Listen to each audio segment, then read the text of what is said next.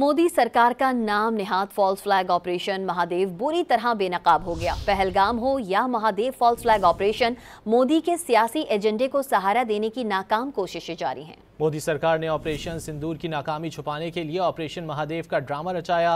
मोदी की लोकसभा में तकरीर से एक दिन कबल फेक इनकाउंटर सियासी स्टेज तैयार करने की कोशिश है।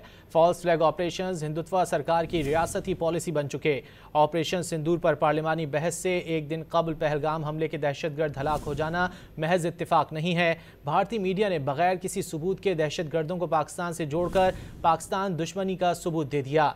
भारतीय मीडिया वी ऑन न्यूज़ के मुताबिक ऑपरेशन महादेव में भारतीय फौज ने पहलगाम हमले से मुंसलिक 3 दहशतगर्दों को हलाक कर दिया। श्रीनगर के करीब कार्रवाई में मारा गया एक मकामी शख्स दहशतगर्दों का सरगना था।